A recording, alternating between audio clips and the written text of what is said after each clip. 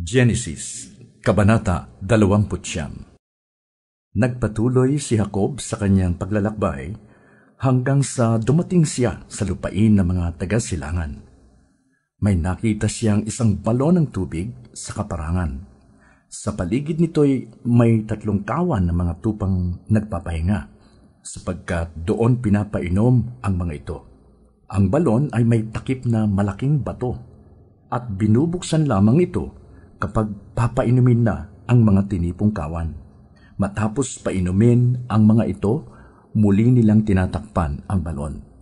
Tinanong ni Jacob ang mga pastol na naroon, "Taga saan kayo, mga kaibigan?" "Taga Haran." Tugon nila, "Kilala ba ninyo si Laban na apo ni Nahor?" Tanong niyang muli. "Oo," sagot naman nila. "Kumusta na siya?" Tanong pa niya. "Mabuti," sabi naman nila. "Hayun, at dumarating si Raquel, ang anak niyang dalaga. Kasama niya ang kawan ng kanyang ama." "Maaga pa naman," sabi ni Jacob. "Bakit hindi ninyo painumin ang mga tupa at dalhin muna sa pastulan bago ikulong?" "Aba, hindi maaari," sagot ng mga pastol. "Ang lahat ng pastol ay kailangang narito bago buksan ang balon. Saka pa lamang kami maaaring magpainom." Nakikipag-usap pa si Jacob nang dumating si Raquel na kasama ang kawan ng kanyang ama. Nang makita ni Jacob si Raquel na kasama ang kawan ni Laban, binuksan ni Jacob ang balon at pinainom ang mga tupa. Pagkatapos, nilapitan niya ang dalaga at hinagkan. Napaiyak siya sa tuwa.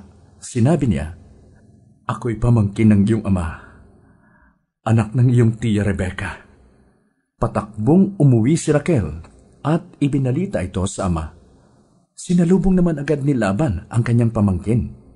Niyakap niya ito at hinagkan, saka isinama sa kanila. Nang maisalaysay ni Jacob ang lahat, sinabi sa kanya ni Laban, "Tunay na ikaw ay laman ng aking laman at dugo ng aking dugo." At doon na siya tumira sa loob ng 1 buwan. Pagkalipas ng 1 buwan, sinabi ni Laban kay Jacob, "Hindi dahil magkamag-anak tayo, ay pagtatrabahuhin kita ng walang bayad. Magkano bang dapat kong isweldo sa iyo?" Si Laban ay may 2 anak na dalaga. Si Leah ang nakatatanda at si Raquel naman ang nakababata. Mapupungay ang mga mata ni Leah, ngunit mas maganda at kaakit-akit si Raquel.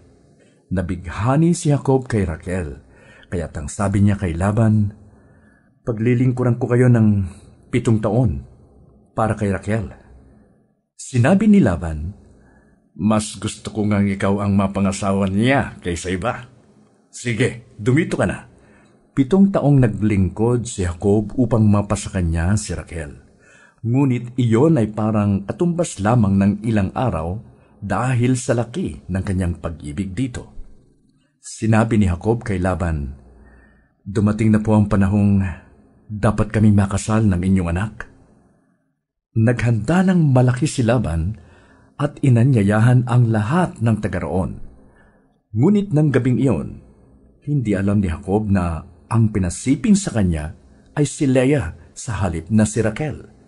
Ibinigay naman ni Laban kay Leah ang alipin nitong si Zilpa. Kinaumagahan, nakita ni Jacob na si Leah pala ang kanyang kasiping. Kaya sinabi niya kay Laban, "Bakit ninyo ito ginawa sa akin? Bakit ninyo ako nilinlang?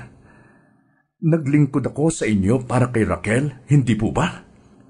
Sumagot si Laban, "Hindi kaugalian dito sa amin na mauna pang mag-asawa ang nakababatang kapatid.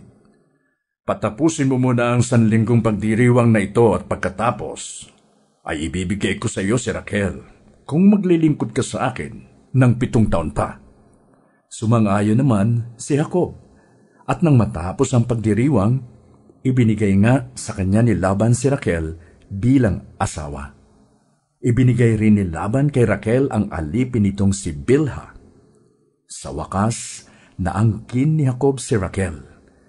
Mas mahal niya ito kaysa kay Leah, kaya't naglingkod pa si Jacob kay Laban ng 7 taon pa. Alam ni Yahweh na si Leah ay di gaanong mahal ni Jacob, kaya't niloob niyang magkaanak na ito, samantalang si Raquel ay baog. Lalaki ang unang anak ni Leah. Ang sabi niya, "Nakita ni Yahweh ang aking suliranin. Ngayon, tiyak na mamahalin ako ng aking asawa." Kaya't Ruben ang ipinangalan niya rito. Nagdalang tao siyang muli at lalaki na naman ang kanyang naging anak. Kanyang sinabi, "Kaloob din ito sa akin ni Yahweh, dahil narinig niyang ako'y hindi mahal ng aking asawa."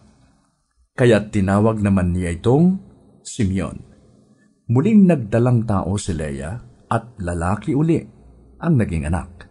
Sinabi niya, "Lalo akong mapapalapit sa aking asawa, sapagkat 3 lalaki na ang aming anak." At tinawag niya itong Levi. Nagdalang tao siyang muli at lalaki pa rin ang kanyang anak. Sinabi niya, "Ngayoy pupurihin ko si Yahweh."